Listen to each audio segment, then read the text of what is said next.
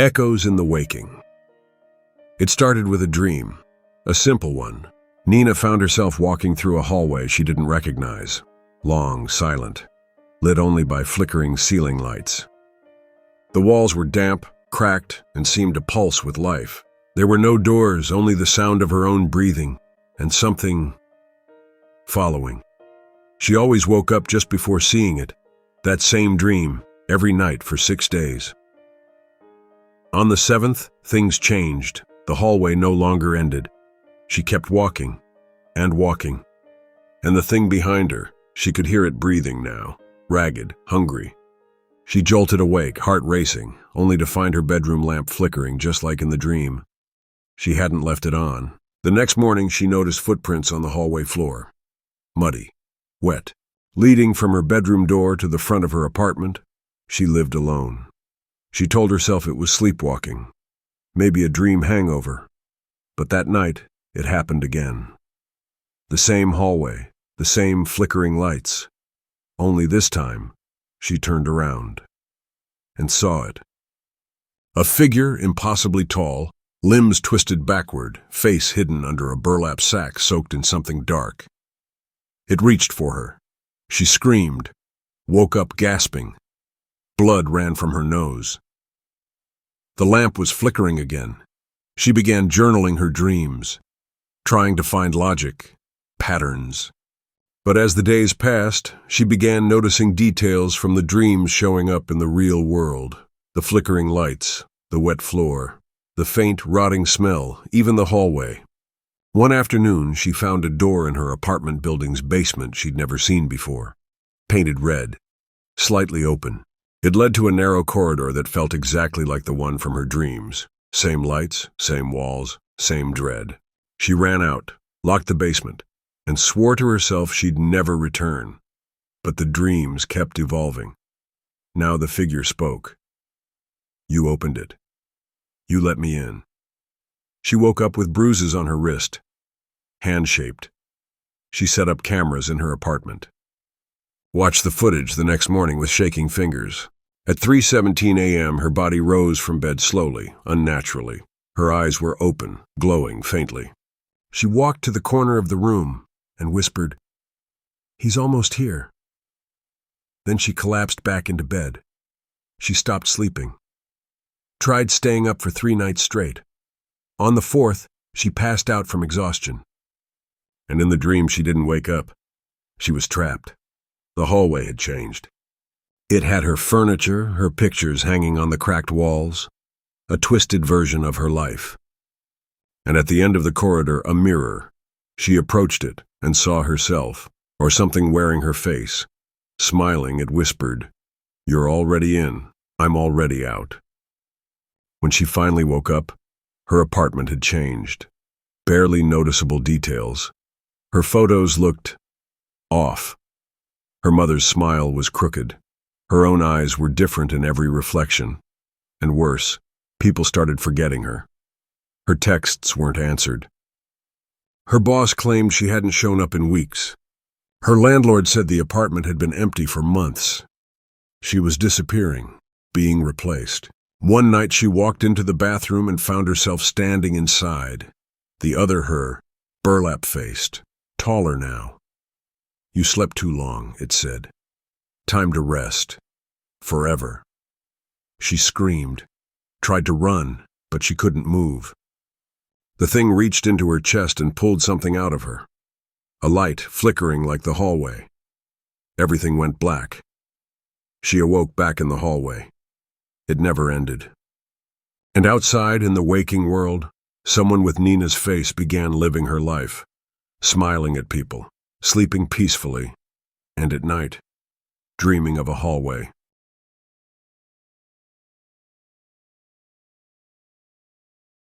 The 5th dream.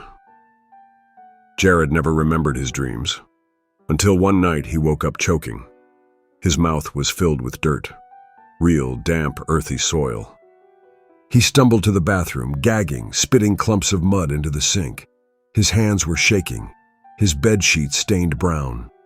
He told himself it was a nightmare, a sleep disorder.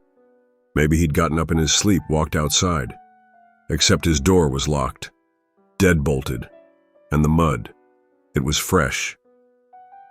The next night he dreamed again. He was buried alive. He could feel the soil pressing on his chest, crushing his ribs. He screamed, but his mouth filled with more dirt. When he finally clawed his way to the surface, he wasn't in a cemetery or forest. He was in his own backyard, the exact spot under the old oak tree. He woke up gasping, heart racing, and his hands covered in scratches and dirt. The third night he didn't want to sleep, but sleep found him. In the dream, he stood in his kitchen at night. The lights flickered, the air buzzed. He opened the fridge and saw his reflection inside the glass, a mirror-like version of himself staring back. Only it wasn't him. Its eyes were completely black. It smiled. "Dream number 3, it whispered. 2 more, and I stay." Jared snapped awake, and the fridge door was open, exactly like in the dream. He slammed it shut and backed away. This wasn't sleep paralysis. It wasn't a coincidence. His dreams were leaking into reality. He visited a sleep clinic. No signs of disorders.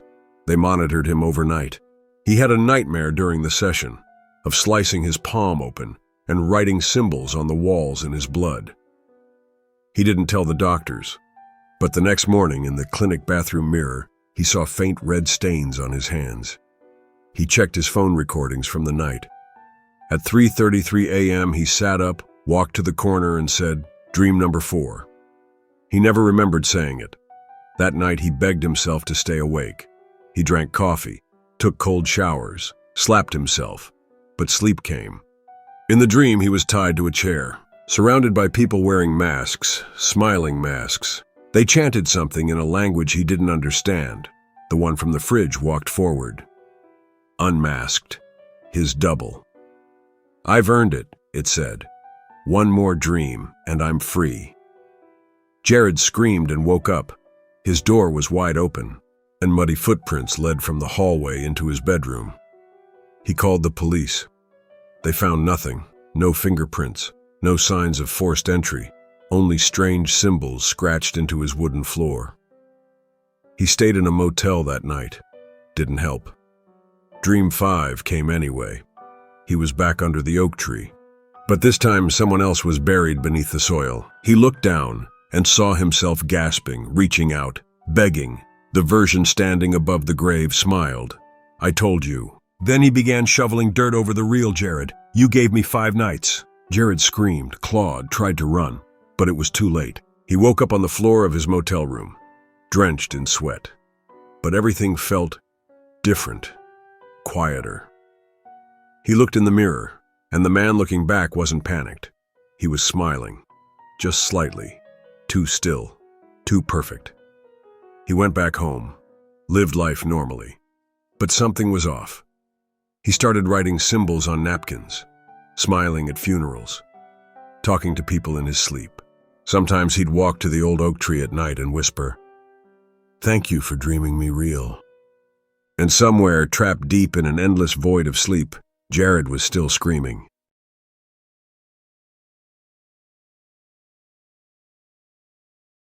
Echoes of the Red Room. Derek had heard about lucid dreaming. He even tried it once in college, set alarms, kept dream journals, practiced reality checks. Nothing worked. So he gave it up. Until one night he woke up in a red room, not crimson or burgundy. It was pure, searing red, walls, floor, ceiling, like blood illuminated by neon. No windows, no doors, just red, and the sound of faint breathing, not his own. Then came the whisper, "You found the in-between." He woke up drenched in sweat. At first he brushed it off, but the dream returned the next night.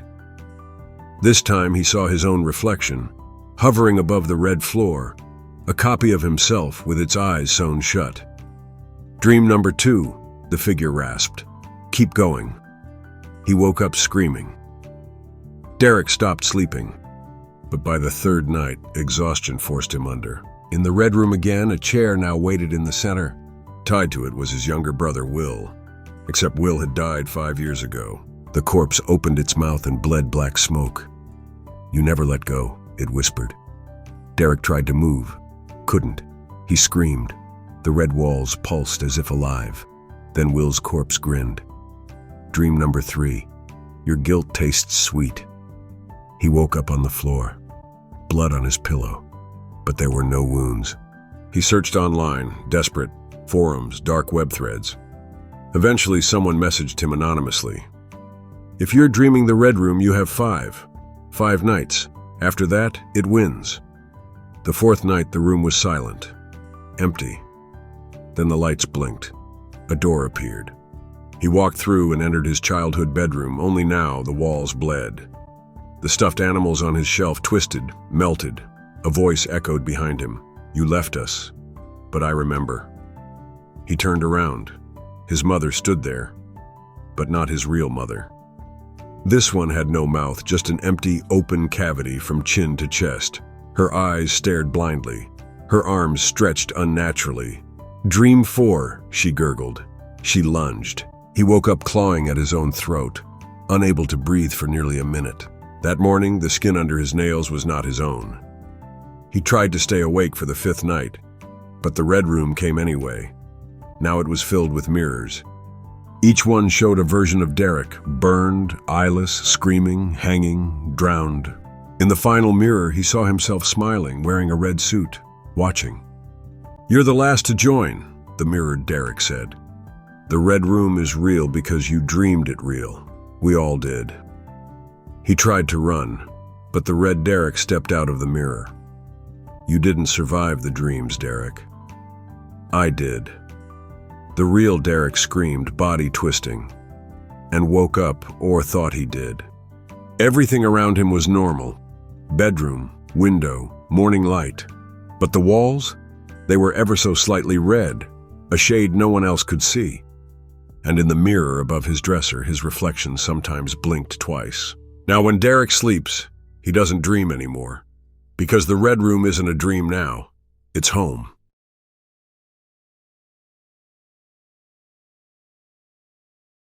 The sleep experiment. Adam Voss had a sleep disorder no doctor could name. He slept deeply, too deeply. And the dreams weren't just vivid. They bled into reality. It started with a dream where his apartment door was slightly ajar. In the dream, he got up, closed it, and went back to bed. The next morning, it was ajar. But he'd locked it. He remembered, triple-checked it before bed. Still, he assumed he forgot. The next night, the dream was different. In the dream, he heard his name being whispered from the closet, over and over. When he awoke, the closet was wide open. He lived alone. Curious and disturbed, he began documenting his sleep, recording audio, setting up a camera. What he caught on the 3rd night changed everything. In the footage at 3:12 a.m., his bedroom door opened. Not flung open, just slowly creaked. A long shadow passed across the floor, but no one was there. The audio picked up whispering, "Come deeper, closer. You already started." He showed the footage to his friend Kyle, a neurologist in training. This could be parasomnia, a waking dream state. Maybe you're sleepwalking and hallucinating. But I don't move in the footage, Adam said. I lie completely still. Kyle hesitated, then asked something odd. Have you heard of the Dreamwell Protocol? It was a government experiment, according to obscure forums, testing the barrier between dream and reality. Rumors said they used sensory deprivation and lucid dreaming to enter shared dream states. It was shut down after one subject disappeared in their sleep, never woke up, no brain activity, but still breathing. Kyle warned him not to dig. Adam couldn't stop. He tried lucid dreaming again. Sleep journals, caffeine detox, guided audio. On the 7th night, it worked. He dreamt lucidly, clearer than he'd ever felt. He was in a white hallway, endless, no doors, no ceiling. Then came the sound, a dragging chain. From the far end of the hallway, something moved, slowly. Something that looked like a person, wearing a sleep mask stitched into its skin. Its jaw hung open unnaturally. It whispered through broken teeth, "You came back. So few do." Adam ran. He woke up gasping. There were bruises on his ankles. The next day, Kyle didn't answer his calls. Adam visited his place. The apartment was empty, but the air was humid and smelled like mildew. On the wall, scratched in with fingernails, "Dreams are not safe, they remember." Terrified, Adam tried staying awake, took stimulants, drank coffee, did everything. On the third day, he passed out. He woke up inside a hospital room. The machines beeped, tubes in his arm, a monitor blinking. In the corner of the room, Kyle stood. "Welcome back," he said too slowly.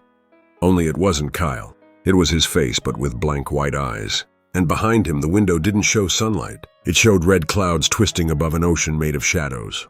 "You never left the dream well," the Kyle thing said. "You think this is waking." The hospital bed began to sink, and Adam fell.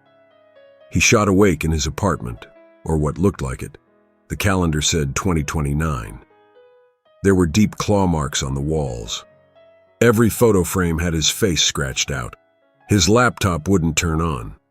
His phone only had one contact, "Dreamwell Arrows," and one message, "This is the last layer, good luck." He doesn't know if he ever really woke up again, because now, each night, he opens his eyes in another dream. Slightly more real, slightly more cruel. And something always whispers from the shadows, "You dug too deep, Adam. You opened the sleep."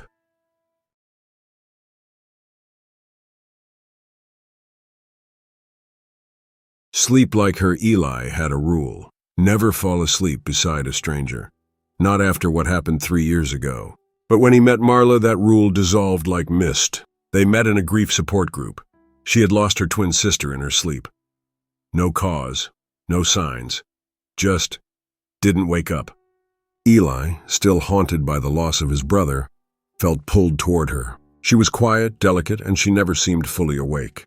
"Some nights I dream I'm her," Marla whispered once, "and I forget which one of us died." They fell into a fast, weird kind of relationship. He stayed over more. One night he asked about her sister's death again. "She never really died," Marla said. "She's just dreaming. I still visit her." That night Eli had a dream. He was in Marla's room, only stretched. The bed was too long. The walls pulsed, breathing. From the mirror, a girl stared at him, her eyes blank, her mouth stitched shut. The dream ended with a scream he felt inside his skull. He woke up shaking. Marla slept beside him, smiling in her sleep. Eli's dreams got worse. Every time he fell asleep beside her, he ended up in the same nightmare, a black sea with a pale figure floating above it. The figure always whispered, "She's not Marla anymore." One day he asked Marla if she dreamed. "All the time," she said. "That's where I keep her safe, you'll see." That night she told him to try something new. "Let's sync," she said, handing him an old metronome. "Same time, same rhythm." He did it. He fell asleep holding her hand. They dreamt together. He was in a dark hallway. Marla was there. But she was younger, dressed like a child. She ran from room to room, opening doors that led nowhere. Behind him he heard a sound. Stitching. Flesh being pulled tight. He turned. The mirror girl was there again, but this time her stitches were snapping open. "I want out," she said. She promised I could come back. Marla appeared, older now, with black eyes and no reflection. "She can't have my body," she growled. "She had hers. She left." They fought, silent and screaming all at once. Eli screamed himself awake. But Marla didn't. Her body was beside him, still breathing, but her eyes wouldn't open. Not after a minute, not after an hour. Paramedics called it sudden sleep coma. Eli tried to return to reach her. He used the metronome again, and this time the dream was silent. The sea was gone, the hallway gone. Only a chair remained, and in it sat Marla, or her sister. "I'm sorry," she said. "I didn't mean to trap her, but I was so lonely." "Where is she?" Eli asked. The stitched girl pointed at her chest. "She's here. And now, so are you." His limbs stopped moving. He couldn't wake up. In the real world, Marla's body jolted up, with a different smile. She's awake now, but Eli's not. And the metronome? Still ticking.